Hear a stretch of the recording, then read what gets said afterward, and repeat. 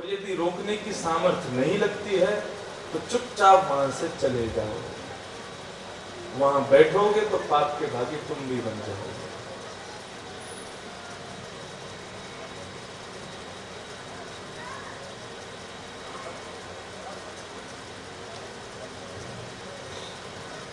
भीष्म पितामह ने अंतिम समय में भगवान के श्री विग्रह को देखा और भगवान के श्री अंग को देखते देखते भीष्म पितामह के मुखमंडल में से प्राण निकले। उत्तरायण का समय हुआ, मुखमंडल में से प्राण निकले और भगवान के श्री अंग में जाकर के विलीन हो गए।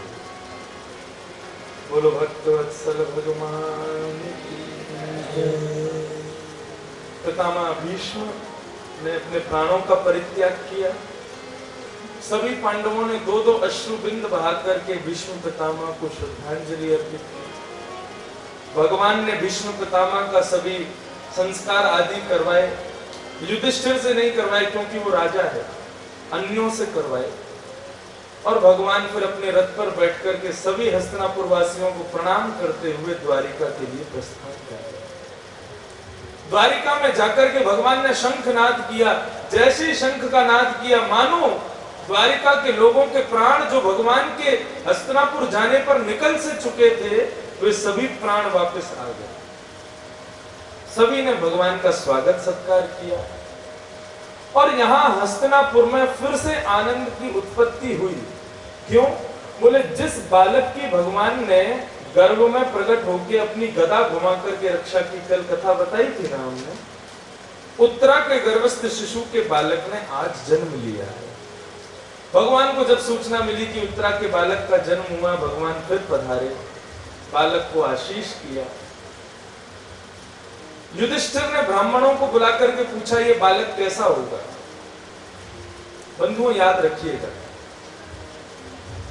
ज्योतिष का प्रयोग बहुत सीमित होना चाहिए हमारे जीवन में।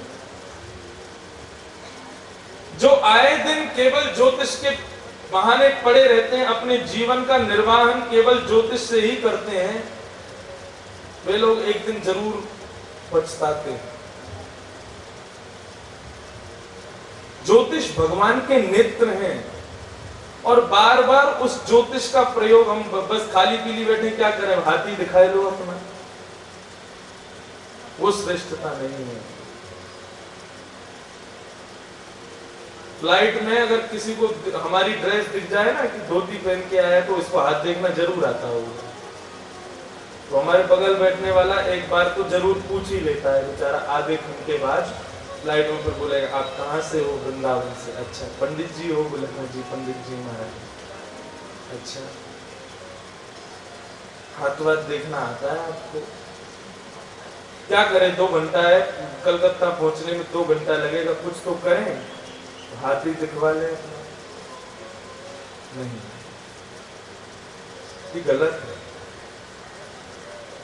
आप एक तो भगवान को कभी मानते नहीं, भगवान से कभी प्रार्थना करते नहीं, भगवान के चरणार बिंदों में कभी नमन करते नहीं, और बस नेत्रों से ज्योतिष देखना चाहते हो कि हमारे आने वाले जीवन में क्या होने वाला है।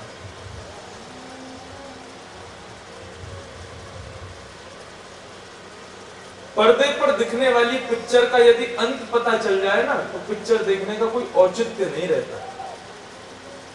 ऐसे ही जीवन रूपी पिक्चर में आगे क्या होने वाला है ये पहले ही पता चल जाएगा, तो फिर उस जीवन को जीने का आनंद खत्म हो जाएगा। जान करके क्या मिलेगा कि कल क्या होगा? अपने कर्म पर विश्वास करो। हमारा कर्म पूर्व सुनिश्चित है, लेकिन फिर भी यदि हमारा पूर्व सुनिश्चित कर्म यदि बिगड़ा हुआ है, तो उसको सार्थक बनाना हमारे कर्म में है, हमारे हाथ में है। हम उसको तो करते नहीं है, भगवान के भरोसे पड़े रहते हैं। आलस्य ही मनुष्याणाम शरीरस्थो महान रिपुः। कर्म करने के बाद भी असफल हो रहे हो तो आप एक बार ज्योतिष का सहारा लेकर के पूछ सकते हो, लेकिन आप कर्म करते नहीं हो, ज्योतिष के भरोसे पड़े रहते हो, तो ऐसे व्यक्ति को भगवान ने एक बहुत सुंदर शब्द दिया है, आलसी, जो मेरे भरोसे पड़ा है। और उसकी ये प्रवृत्ति बार बार हाथ दिखवाना, बार बार जन्म कुंडली दिखवाना, दुनिया भर के नगों को हाथ में पहन के घूमना, ये प्रवृत्ति उसकी दिखाती है कि कितना बड़ा आलसी है, ये कुछ करना नहीं चाहता, नक्षत्रों के भरोसे पड़ा हुआ है कि यही मेरा जीवन बना देंगे आगे।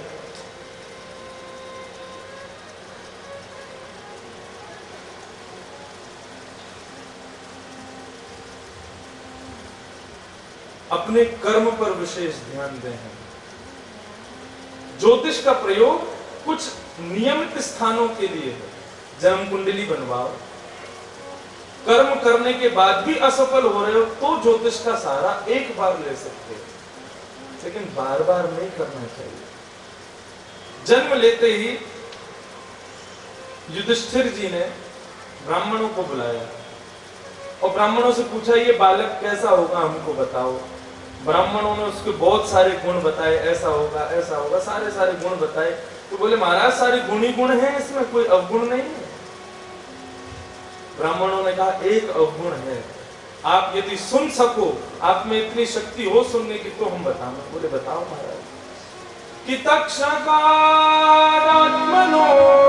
मृत्युम द्विजपुत्रो सर्जिता प्रपश्यत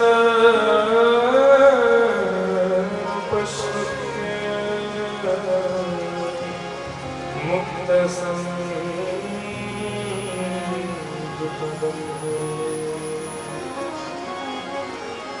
आपके इस बालक की मृत्यु तक्षक सर्प के दंशन से होगी।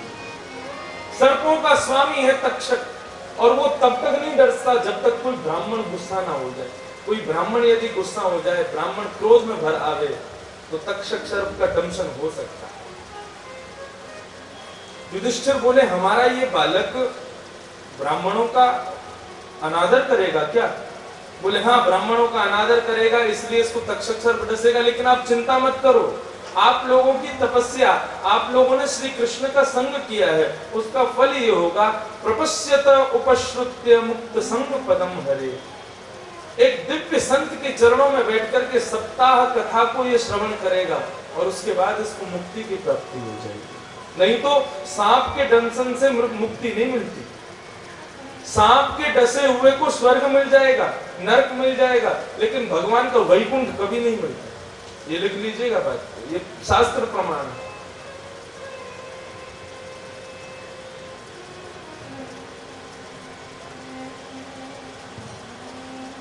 ये बात बताई, भगवान भी वहां खड़े थे।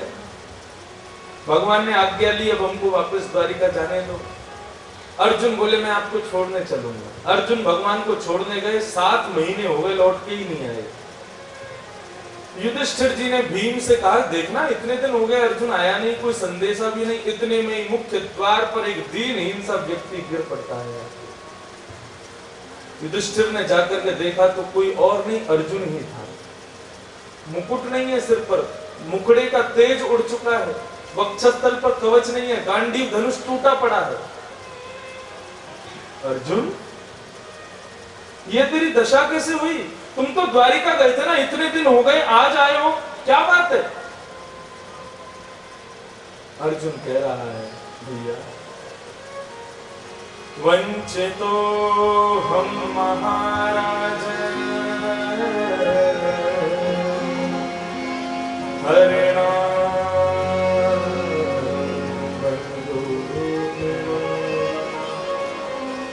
ये नमे पहितम तेजो देव विस्मा।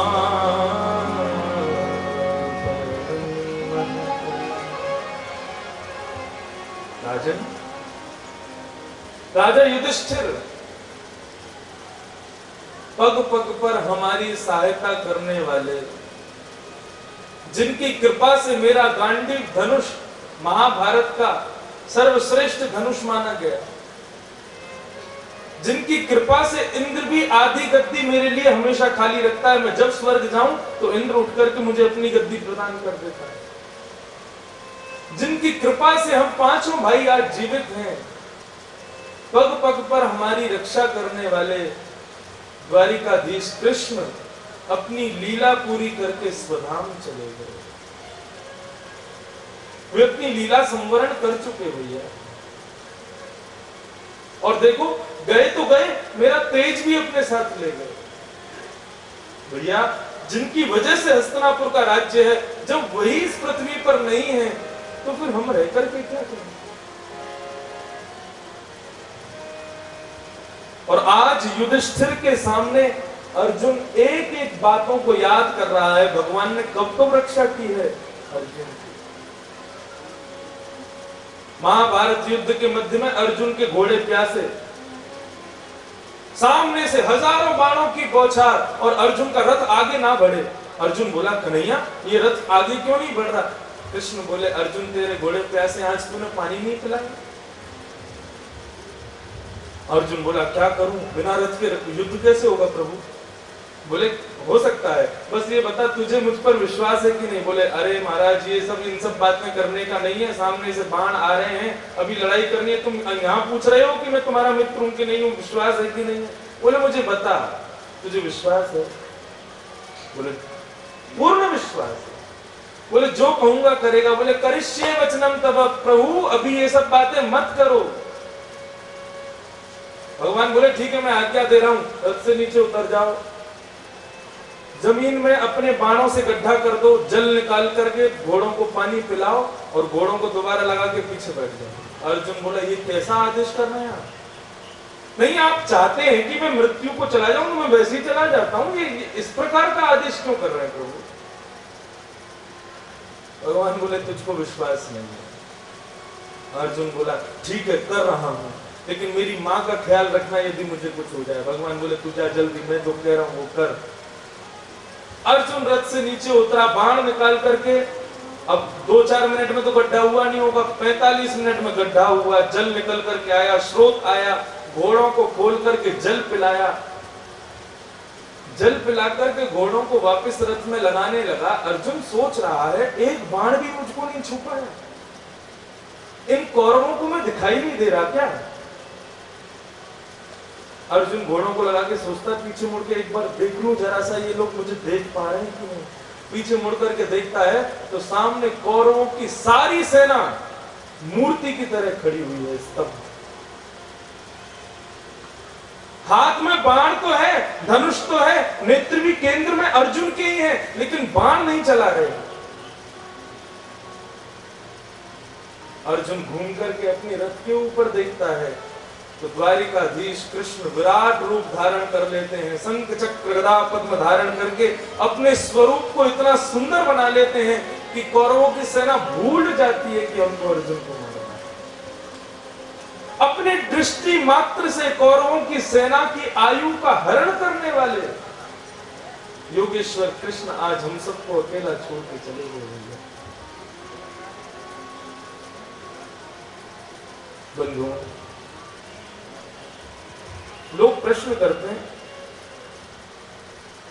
पांडवों ने ऐसा क्या किया था कि भगवान उनके लिए इतना करने के लिए तैयार हो गए। यहां हम चिल्लाते रहते हैं तब भी भगवान हमको बचाने नहीं आते।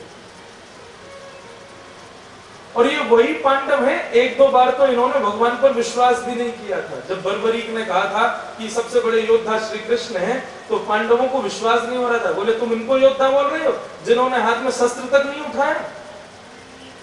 ऐसी ऐसी वार्ताएं भी आई हैं, फिर भी भगवान इनकी सहायता कर रहे थे, क्यों? बंधु मैं एक बात कथा में कहा करता हूं, श्रीमद् भागवत की कथा आदि जितनी भी कथाएं आप सुनते हो, कथा का मतलब कोई स्टोरी नहीं है, वो कोई कहानी नहीं है।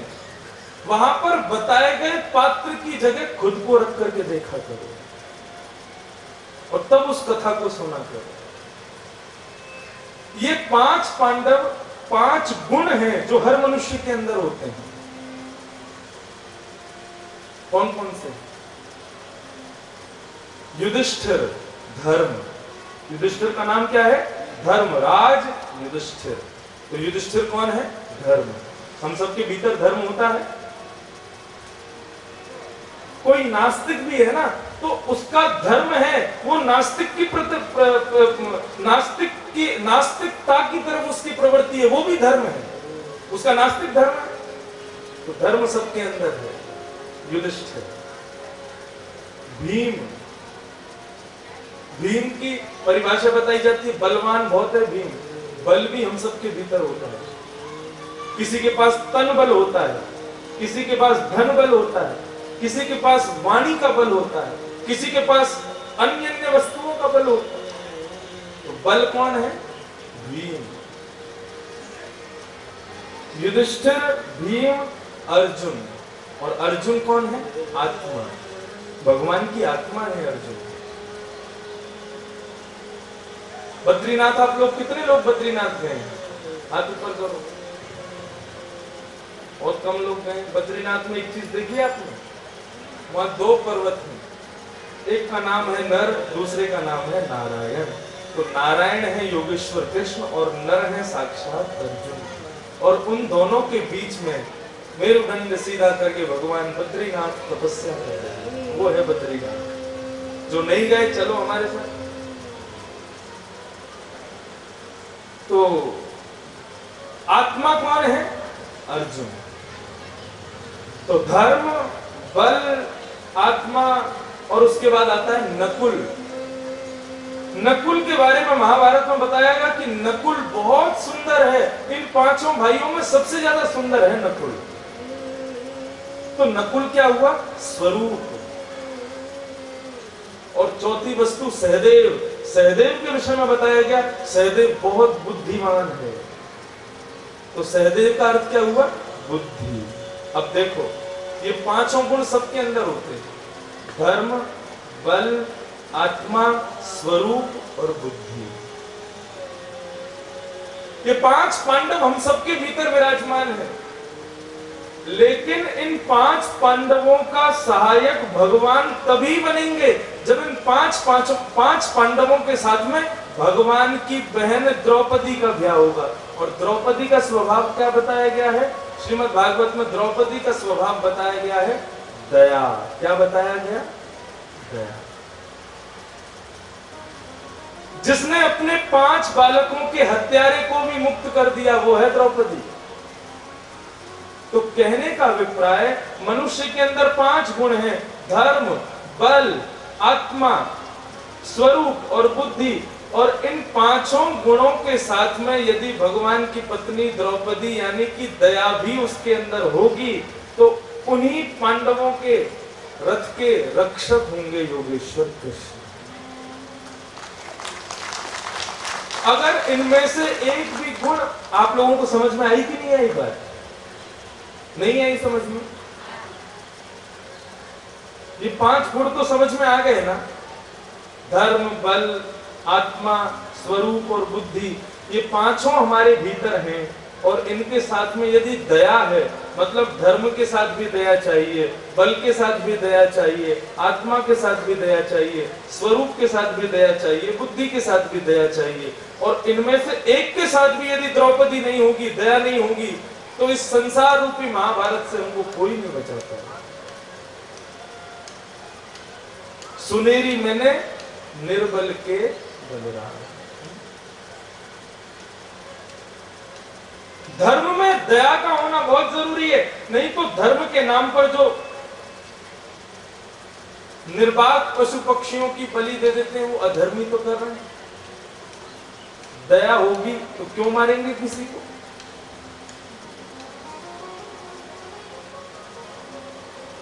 बल के साथ भी दया होनी चाहिए। बल राम जी में भी है, बल रावण में भी है, लेकिन राम जी के बल में दया है और रावण के बल में निर्दयता है। तो राम जी के बल ने राम जी की रक्षा की। बल हो तो दया होनी चाहिए, आत्मा के साथ भी दया होनी चाहिए। आत्मा में दया का मतलब क्या है? आप मेरे से मिलने के लिए आए और यदि मैं प्रेम से मिलूं, हंस करके मिलूं, बात करूं, तो आप कहेंगे भाई आदमी बहुत अच्छा है, बहुत प्रियजन है, प्रेम से मिलता है। और यदि आप मेरे पास आओ और मैं आदमी गाली देना शुरू कर दूं, चप्पल फेंक के मारूं, डंडा उठा के पीट दूं, तो कभी आओगे दोबारा मेरे पास? आत्मा के साथ भी दया होनी चाहिए। स्वरूप के साथ भी दया। अब मैं सुंदर हूं, कोई सुंदर है और सुंदरता का उसको अहंकार हो जाए, वो बेचारा कुरूप को कुछ समझे ही नहीं, तो उसकी स्वरूप रखा रह जाएगा। स्वरूप के साथ भी दया और बुद्धि के साथ भी दया होनी चाहिए।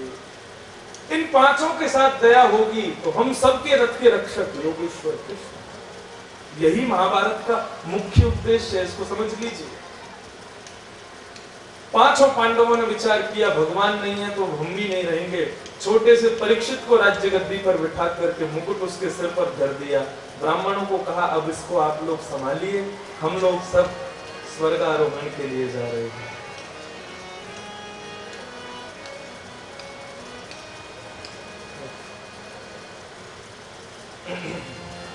और सभी पांडव स्वर्गारोहण के लिए जा रहे हैं। कन्हैया कन्हैया, सब लोग गाओ भाव से। इन पांडवों के साथ हम भी चलते। कन्हैया कन्हैया पुकारा करेंगे, लताओं में ब्रज के गुजारा करेंगे। कन्हैया कन्हैया पुकारा करेंगे, लताओं में ब्रज के गुजारा करेंगे। ये हमारे मुंह में एक लूली बाई है, इसकी हड्डी नहीं है बेचारी की एक। इसको भगवान ने अपना नाम गाने के लिए भेजा है। अगर ये गा दे तो हमको वैकुंठ पहुंचा दे, और यदि यही कुछ अपशब्द बोल दे तो हमको जेल में पहुंचा दे। इस लूली बाई में बड़ी ताकत होती है। तो इस लूली बाई से यदि आप कुछ अच्छा काम करवाना चाहते हो, शर्म वरम छोड़ दो, खूब जोर से गाओ। भजन कीर्तन में इस जिह्वा का जितना हो सके प्रयोग करो। कलयुग में यही आपको भव पार कराएगी, यही भगवान से मिलवाएगी। इतनी गर्मी पड़ रही है, 4 घंटे हम भी बोलते हैं गला सूख जाता है, लेकिन चेहरे पर सुगंध तो नहीं आती ना। आप लोग क्यों नहीं गाते हो? जितने लोग बैठे सब लोग भाव से गाओ और ऐसा विचार छोड़ दो घोड़ा में बैठो। ये विचार करो हम लोग भी श्री वृंदावन में बैठे हैं, कन्हैया आसपास भ्रमण कर रहे हैं, हम भी पांडवों के साथ गा रहे हैं। प्रभु जैसे आपने पांडवों की रक्षा की, हमारी भी रक्षा किया करो। सब लोग गाओ कन्हैया कन्हैया पुकारा करेंगे, लताओं में ब्रज के गुजारा करेंगे। कन्हैया कन्हैया पुकारा करेंगे, लताओं में ब्रज के गुजारा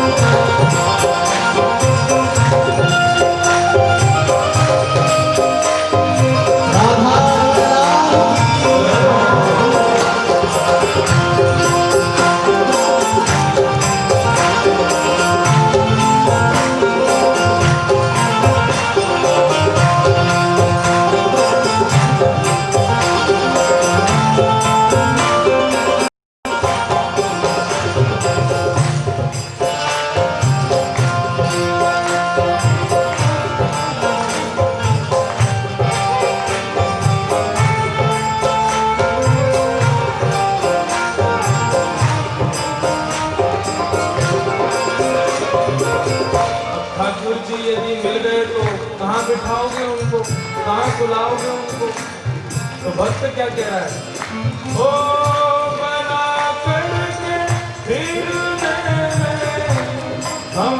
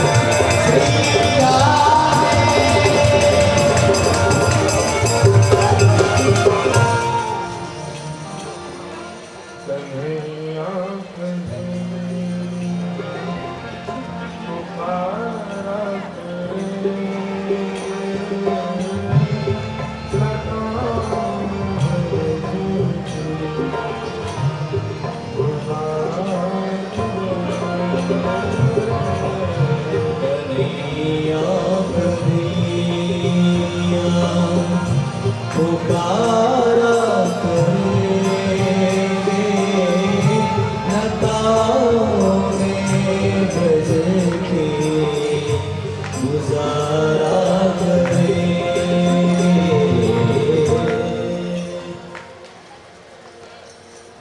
सभी पांडव भगवान का स्मरण करते हुए सर्वारोहण को प्रस्थान कर गए।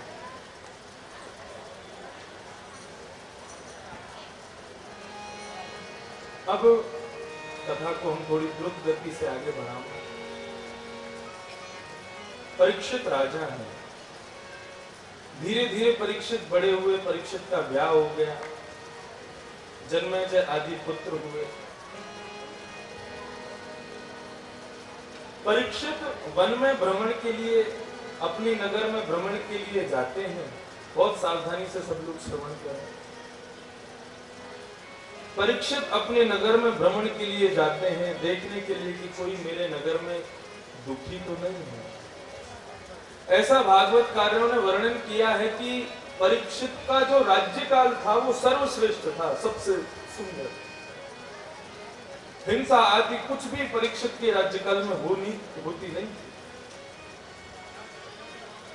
परीक्षित राजा बने और सबसे बड़ी बात, परीक्षित स्वयं भ्रमण करके देखते थे पूरे राज्य में कि कोई दुखी तो नहीं। अच्छा, ये मत सोचना परीक्षित कोई 2-4 राज्यों के राजा थे। पूरे विश्व के एक छत्र सम्राट थे राजा परीक्षित। पहले पृथ्वी पर केवल भारत देश था। इस बात का प्रमाण तो कई बार हमारे पूर्वाचार्यों ने भी किया है। अखंड भारत की गणना भी यूरोप आदि देश भी भारत में ही आते थे पहले। अहिरावण की गुफा आज भी है अमेरिका के टेक्सास में, जहां पर अहिरावण राम जी को लेके गए। अब बोलते तो हैं, हम तो गए भी हैं देखने। भारतीय मानते हैं कि वही है।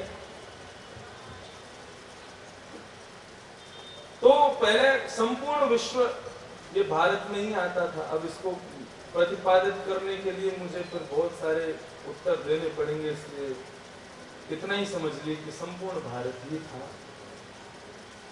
भारत के अलावा, परीक्षित के अलावा, उसके छत्र सम्राट के अलावा, उसके छत्र राज्य के अलावा यदि कोई वस्तु थी तो वो था जल, जहां पर उनका राज्य नहीं था, समुद्र। राजा एक दिन भ्रमण कर रहे थे। भ्रमण करते हुए उन्होंने एक दिन देखा कि एक स्थान पर राजा परीक्षित के राज्यकाल में एक वृषभ यानी कि बैल के 3 पैर कटे हुए हैं, चौथे पैर को काटा जा रहा है और एक काला व्यक्ति उसके चौथे पैर को काट रहा है। परीक्षित ने तलवार निकाल करके उस व्यक्ति को मारना चाहा तो वो चरणों में गिर गया। और शास्त्र आज्ञा है, शरण में यदि शत्रु भी आ जाए तो उसका वध नहीं करना चाहिए। परीक्षित बोले, कौन हो तुम और मेरे राज्य में क्या कर रहे हो? बोले, महाराज मैं कलयुग हूं, द्वापर चला गया है, अब मेरा आगमन हुआ। परीक्षित मन में विचार करने लगे, कलयुग प्रारंभ हो गया? बोले, जी महाराज। परीक्षित जी कहने लगे, आप मेरा राज्य छोड़ करके चले जाओ, कहीं और चले जाओ, यहां नहीं रहोगे। बोले, महाराज आप एक छत्र सम्राट हो, मैं जाऊं कहां? एक काम कर दीजिए, मैं जा तो नहीं सकता क्योंकि नियम के अनुसार मैं आया हूं तो मुझे स्वीकार तो करना पड़ेगा। आप मुझको कुछ स्थान अवस्थित कर दीजिए, मैं वहीं पर अभियाचित हो जाऊंगा। 4 स्थान दिए हैं कलयुग को कि द्योतम पानम स्त्रियः सूना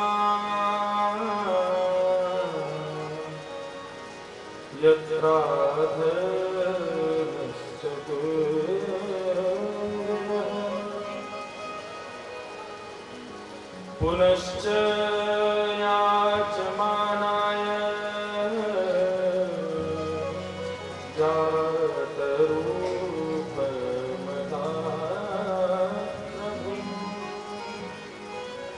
चार स्थान दिए हैं कलयुग को। द्युतम यानी कि सावधानी से सुनो,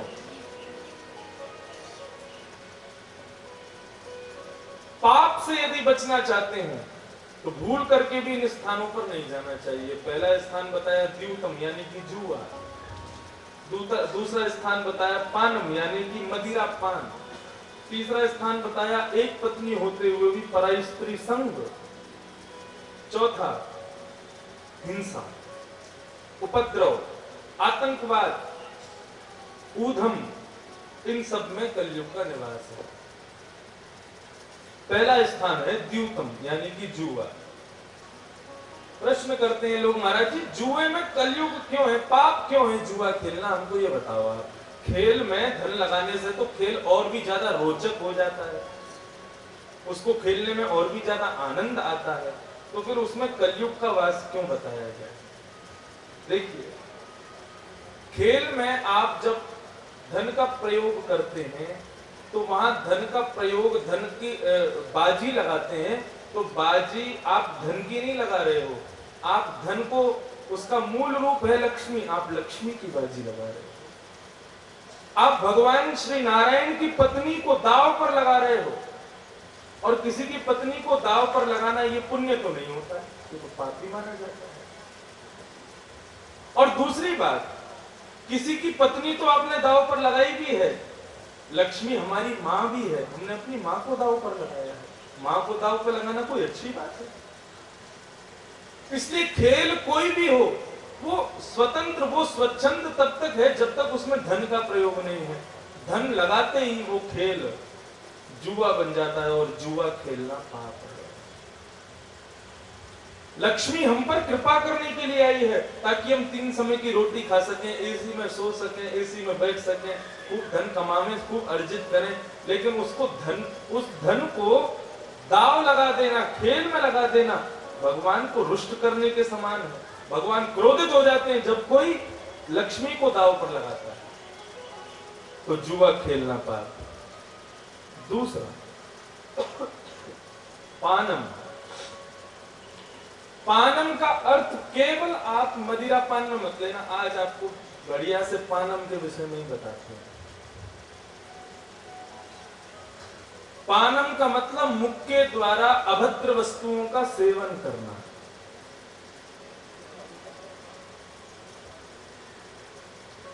और पानम में केवल मदिरा पान नहीं आता, पानम में भक्ष भक्ष, मांसाहार, तंबाकू, सिगरेट ये भी आते हैं। क्यों पानम के लिए मना क्यों किया गया? देखो, सबसे पहली बात, मांसाहार उन लोगों के लिए है जो अपनी जीभ निकाल करके पानी पीते हैं। जब पृथु महाराज ने पृथ्वी पर सबसे पहले खेती बाड़ी किसने की? भागवत के अनुसार सबसे पहले पृथ्वी ऊबड़ खाबड़ हुआ करती थी, केवल पहाड़ हुआ करते थे इस पृथ्वी पर, समतल जमीन नहीं होती थी। तो क्या होता था, बारिश होती थी और बारिश का पानी पहाड़ों के बीच से बहता हुआ समुद्र में मिल जाता था। तब पृथु महाराज से सब देशवासियों ने प्रार्थना की, महाराज ये सारा पानी जाकर के समुद्र में मिल जाता है, हमको पीने के लिए कुछ मिलता नहीं है, खाने के लिए कोई खेती बाड़ी नहीं कर पाते, आप कुछ करो। तब पृथु भगवान के 24 अवतार में थे पृथु, जिनके वजह से इस भूमंडल को, इस भूलोक को पृथ्वी कहा जाता है। उन्होंने अपने बाण निकाल करके आधी से ज्यादा पृथ्वी को समतल बना दिया, ताकि आकाश से बरसने वाला जल इस पृथ्वी पर कहीं टिक सके और खेती बाड़ी हो सके। तब से पहले इसको केवल भूगोल कहा जाता था, लेकिन पृथु महाराज के अवतरण के बाद इसको पृथ्वी कहने लगे लोग, क्योंकि उन्होंने पृथ्वी को समतल बना दिया। आज भी विदेश के कई राज्य ऐसे हैं, राज्य क्या कहें, विदेश के कई पूरे देश ऐसे हैं जो पूरे पहाड़ों पर बसे हुए हैं।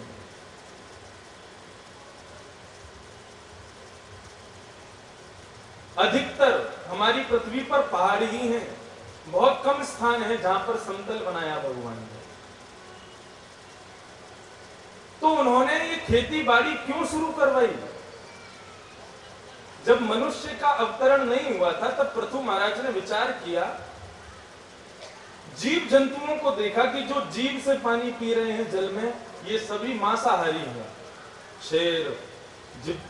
शेर, चीता, और कुत्ता, बिल्ली, ये जितने भी मांस खाने वाले प्राणी होते हैं सब जीभ से पानी पीते हैं, और जितने भी शाकाहारी होते हैं सब होठ से पानी पीते हैं। गाय को देखो कैसे पानी पीती है, होठ से पानी पीती है।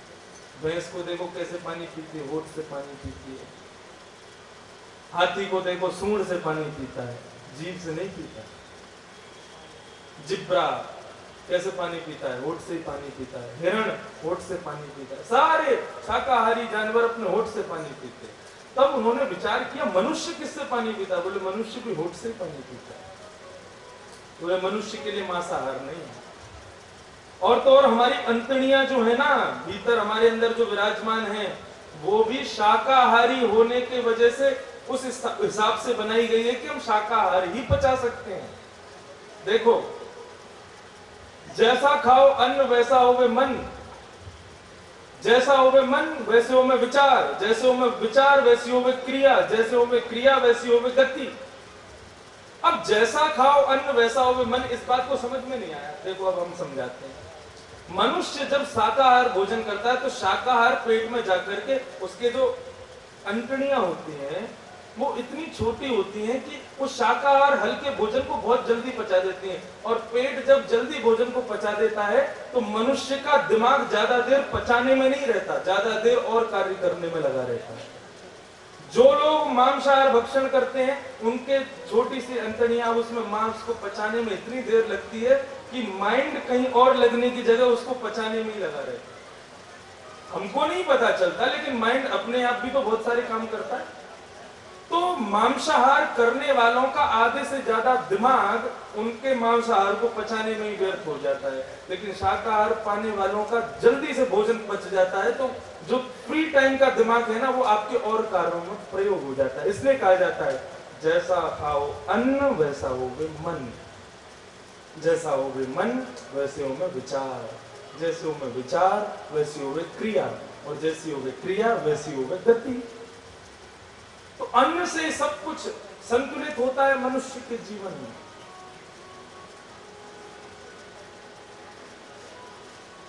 अन्न बहुत श्रेष्ठ होना चाहिए।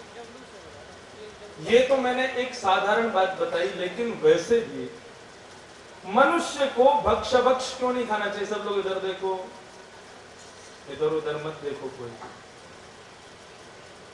मनुष्य की जिह्वा सरस्वती का आसन है।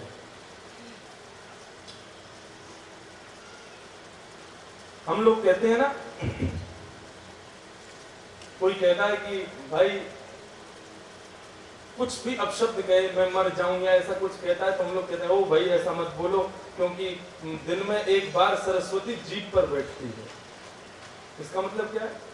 मनुष्य की जिह्वा सरस्वती का आसन है, सरस्वती आकर के उस पर विराजमान होती है। और यदि हमको पता चल जाए कि कहीं पर सरस्वती जी विराजमान है, तो सरस्वती जी को हम लोग माला पहनाएंगे, उनको दूध से अभिषेक करेंगे, घी से अभिषेक करेंगे, शहद से अभिषेक करेंगे, उनको सुंदर भोजन पदार्थ आदि देंगे, तो हमारी पूजा श्रेष्ठ मानी जाएगी। और कहीं सरस्वती जी बैठी हैं, हम उनके ऊपर धतूरा डाल रहे हैं, शराब की बोतल उड़ेल रहे हैं, उनके ऊपर गुटखा आदि सब डालते जा रहे हैं, मांस काट काट करके उन पर चढ़ाते जा रहे हैं, सरस्वती ऐसे आसन पर कभी नहीं बैठती। इसलिए हमारी जिह्वा पवित्र बनी रहे, ये सरस्वती का आसन सदैव श्रेष्ठ बना रहे, इस पर कभी भक्ष का भोग नहीं लेना चाहिए। तामूल खा सकते हो, पान खा सकते हो, लेकिन सादा, तंबाकू वाला नहीं। तंबाकू क्या है?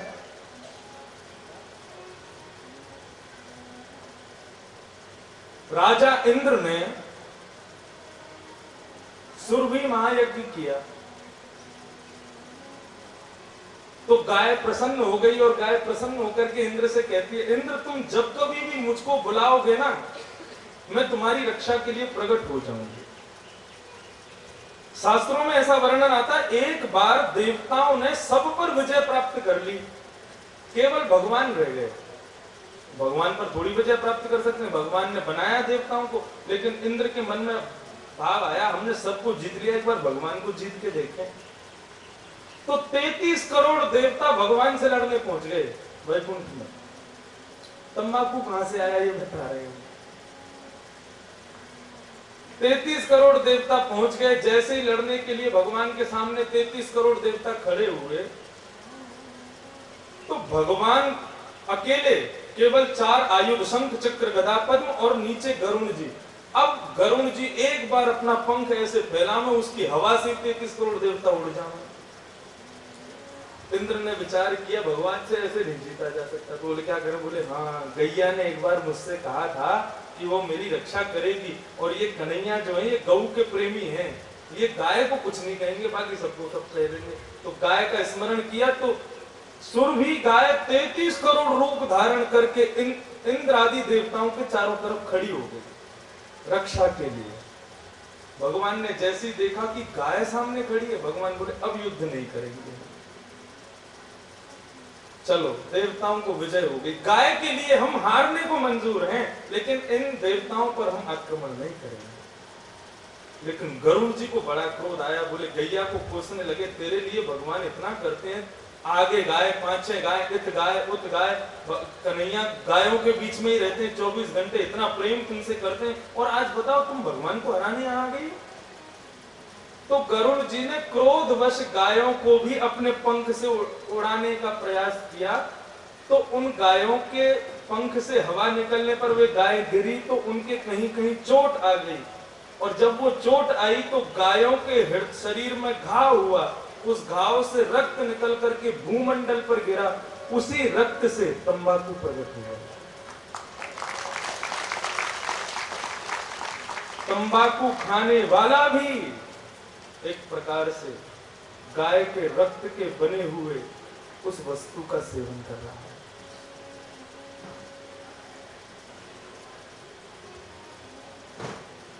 अपने मुख में हमको ऐसी किसी भी वस्तु का प्रवेश नहीं कराना है जिससे हमारा अनिहित हो जाए। पानम मना किया है। क्यों? क्योंकि ये जिह्वा पर सरस्वती विराजमान है और हमारे हृदय में भगवान विराजमान है। हम भक्ष खाकर के शरीर को कब्रिस्तान क्यों बना देते हैं? मरे हुए मुर्दों को खा करके। खाना है तो सुंदर पदार्थ खाओ, हृदय में भगवान विराजते। इसमें भी कलयुग रहता है, पाप होता है भक्ष खाना। तीसरा बताया स्त्रियां, पराई स्त्री संग। आपने अग्नि को साक्षी माना है, तब जाकर के एक ब्याह किया है, उसके बाद भी अन्य स्त्रियों पर कुदृष्टि रखना ये पाप है। अग्नि की साक्षी मान करके आपने एक स्त्री का वरण कर लिया, उसके बाद आपकी उम्र से बड़ी और उम्र से छोटी कोई भी महिला आपके सामने है, छोटी है तो बहन है, बड़ी है तो मां है, ये दृष्टि होनी चाहिए, तभी विवाह संपन्न होगा, नहीं तो विवाह पूर्ण नहीं माना जाता। पर स्त्री संग में कलयुग रहता है। और अंतिम बताया गया सूनह। सूनह कहते हैं उपद्रव को, हिंसा को, आतंकवाद, उग्रवाद। कुछ नहीं तो महाराज बसी जला दी, दुकानों पे आग लगा दी।